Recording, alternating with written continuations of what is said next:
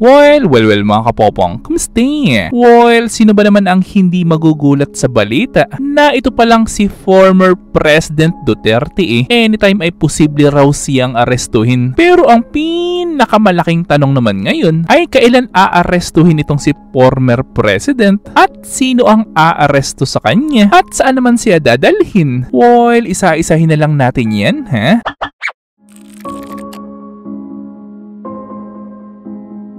Bago ang lahat ganito kasi yan mga kapopong. Sabihin na natin for example o kunwari hindi nanalo itong si PBBM at ang nanalo ay ang dating Vice President ni President Duterte noon, ay paniguradong ramdam nyo rin siguro na yung magiging kooperasyon ng ICC patungkol sa investigasyon nila dito kay Duterte paniguradong gumugulong na yan with cooperation ng gobyerno ng Pilipinas. Most especially kung sumali o ibalik muli ng Pilipinas ang membership nito sa ICC. Pero yun nga lang, at since itong si PBBM nga ang nanalo, na nagpahayag na ang kanyang administrasyon na walang kooperasyon na gagawin ang ating gobyerno dyan sa ICC, ang malaking tanong naman ngayon ay posible ba talaga na isang araw mabigla na lang tayo na aarestuhin na nga itong si former President, even sinabi na ng current administration na walang jurisdiction ang ICC sa Pilipinas?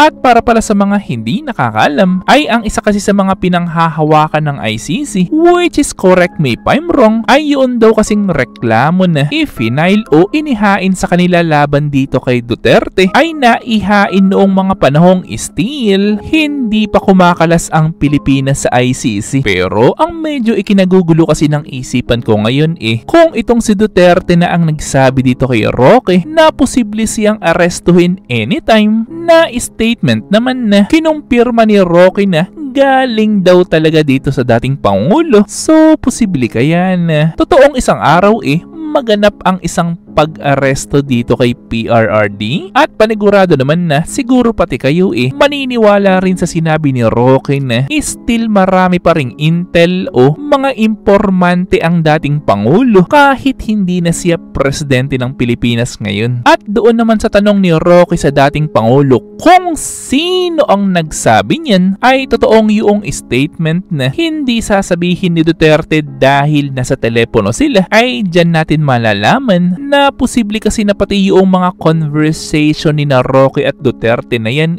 posibleng pinapakinggan rin ng ilang tao na nagmo-monitor sa kanila.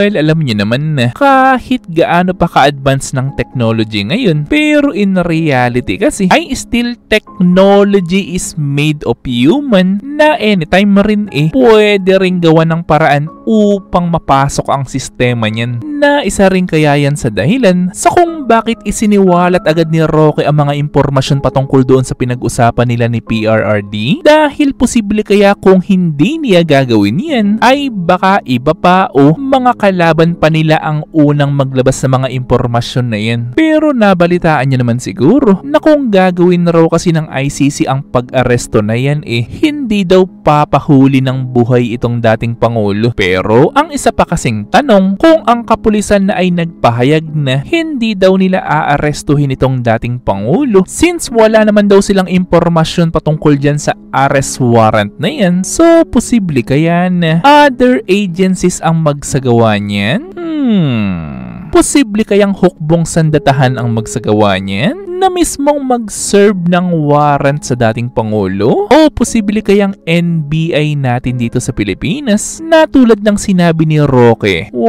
Kaya't hindi talaga natin maitatanggi ngayon na pati yung issue patungkol sa pagbuwag ng Task Force Davao biglang naging isang malaking balita sa Pilipinas at maraming mga tao ang nag-aalala ngayon sa Davao, most especially ang mga supporters ng pamilyang Duterte na nandoon. Bakit?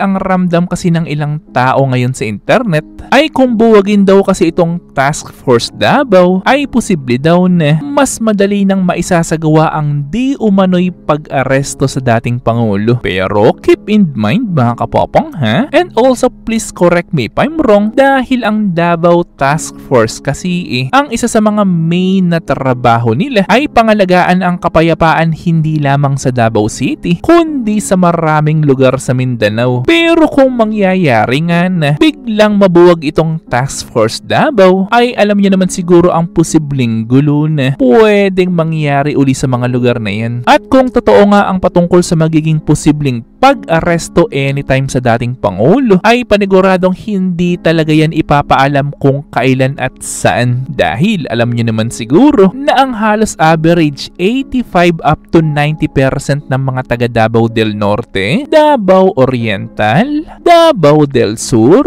at Davao City at ilang bahagi pa ng Mindanao suportado talaga nila ang dating Pangulo. At posible rin na sila mismo ang pipigil sa kung sino man ang magtatangka na umaresto sa dating Pangulo. Na ang tanong ko naman sa inyo ngayon ay posible kaya talaga na in the future ay magkatotoo nga na mayroong magsagawa ng pag-aresto sa dating Pangulo? At ano naman ang gagawin magiging komento mo patungkol dyan? Well, syempre gusto kong malaman ng inyong mga komento, so i-comment lang yan sa baba. Ito ay aking babasahin ng personal at pupusuan. At syempre kung minalaman natutunan ka sa video ko, mag-subscribe ka naman. At nandito rin inyong mga shoutouts. At kayo rin mga kapopong, kung gusto nyo rin magpa-shoutout o mag-request ng video ay i-comment lang yan sa baba. At muli ito yung Teacher Popong na nagsasabing, Te amo!